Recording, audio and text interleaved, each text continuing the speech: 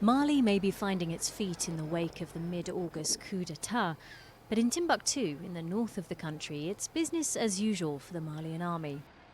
Here, in the conflict-ridden northern and central regions of the country, security is still the primary concern. But residents are also now struggling against sanctions and border closures imposed by the Economic Community of West African States, or ECOWAS, hampering an economy that relies on trade with neighbouring countries. It creates a lot of problems for us, because everything comes from outside. We don't have a factory here, we don't have anything, so when the borders close, it's a big problem for us. Even the 2 days of the coup were really hard. Since first breaking out in the north in 2012, Mali has struggled to contain a brutal Islamic insurgency, which has since spread to the centre of the country as well as Burkina Faso and Niger. Thousands of civilians and soldiers have died in the conflict, which has severely impacted the economy of this already impoverished West African state. The recent political upheaval has shown few signs of changing the situation on the ground here. 20 Malian soldiers have been killed since the coup. The junta has vowed to hold fresh elections and has appointed officials to lead the fragile country through the transition. Now it is time to progress quickly. That is why we have already started to set up the college that will quickly put in place the organs of the transition. No time was wasted. It was necessary to go through these steps. Now that these stages are complete, we will continue the rest, install the transitional bodies, and start working normally.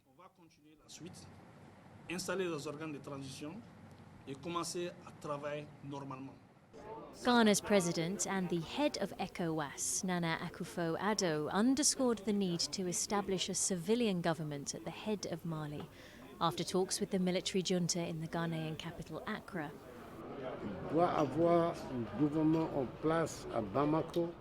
There must be a government in place in Bamako that will be able to deal with the great challenges facing the Malian people and the Malian nation.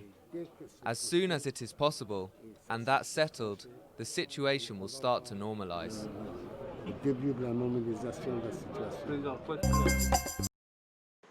To South Africa now, where President Cyril Ramaphosa said borders will reopen to most countries in October, allowing international travel once more as the country further eases its anti-coronavirus measures.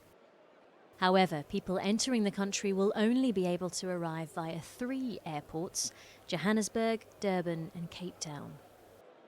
On arrival, travellers will need to present a negative COVID-19 test results not older than 72 hours from the time of departure, from whence they will have come from.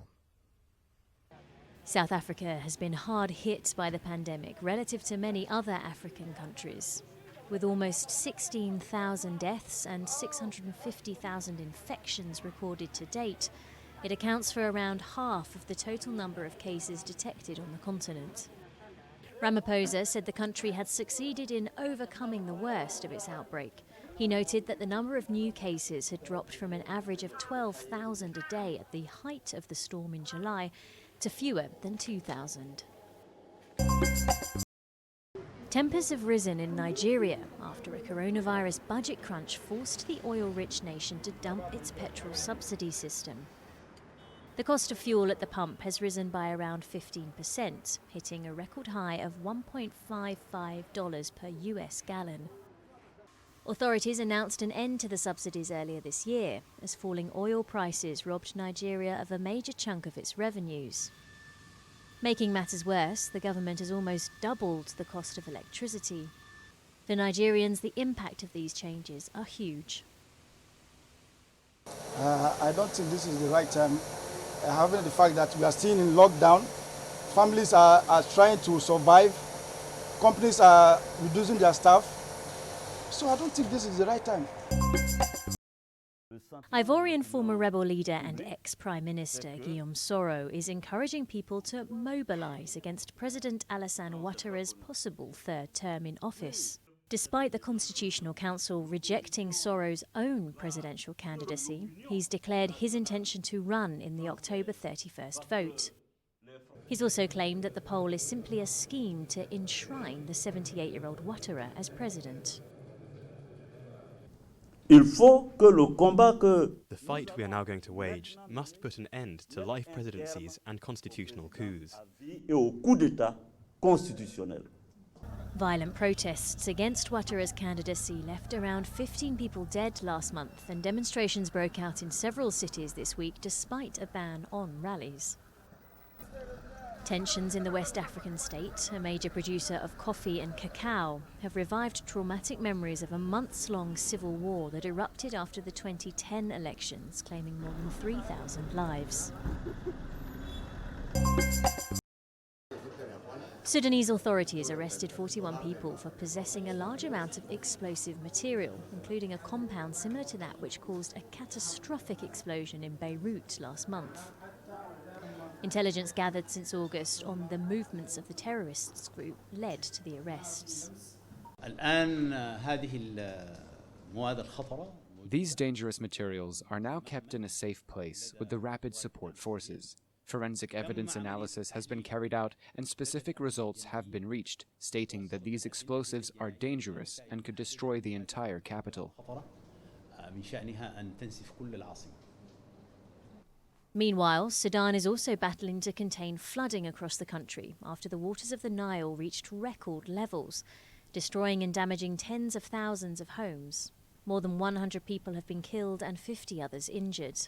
Heavy rain usually falls in Sudan from June to October, and the country faces severe flooding every year. But this year, officials said they had recorded the highest waters on the Blue Nile since records began over a century ago.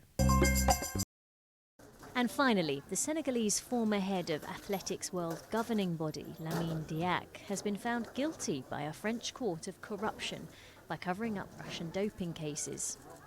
He's been sentenced to 4 years in prison, 2 of which are suspended. The 87-year-old, who led the International Association of Athletics Federations for 16 years, was also fined €500,000.